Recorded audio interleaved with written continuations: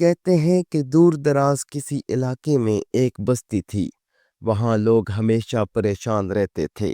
وجہ یہ تھی کہ ہر سال ایک خوفناک دیو وہاں آتا اور بستی والوں کو للکار کر کہتا، کیا کوئی مرد ہے تمہارے درمیان جو مجھ سے مقابلہ کرے؟ کیا کوئی ایسی ہمت رکھتا ہے جو مجھے ہرا سکے؟ اور یوں وہ ہر سال کسی نہ کسی انسان کو مار ڈالتا۔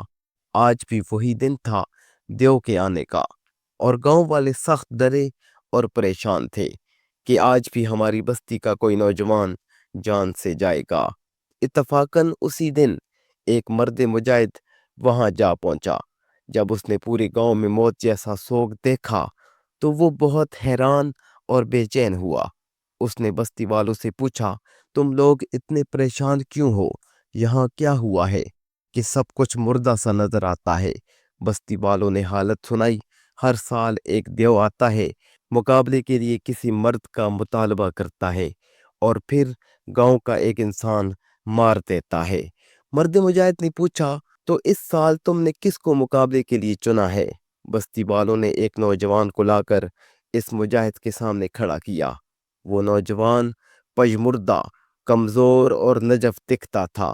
اس کے جسم سے واضح تھا کہ وہ کسی لڑائی یا مقابلے کے قابل نہیں۔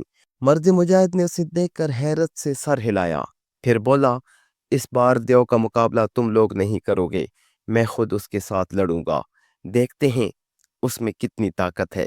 مرد مجاہد کے اس حوصلے پر بستی والوں کے چہروں پر امید کی کرن جاگی۔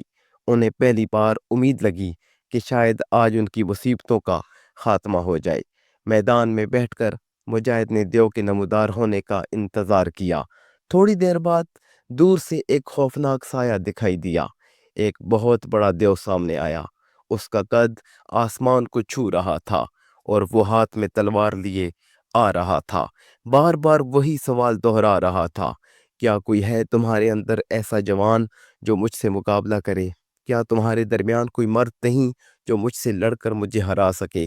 جب اس کی آواز سنائی دی تو پورا گاؤں سہم گیا۔ مجاہد بھی ایک لمحے کے لیے گھبرا اٹھا، مگر پھر خدا کا نام لے کر میدان میں کود پڑا اور دیو کو للکارا، ہاں میں ہوں، میں مقابلہ کروں گا، میں تمہیں ہرا دوں گا، آؤ دیکھتے ہیں کس میں کتنا دم ہے۔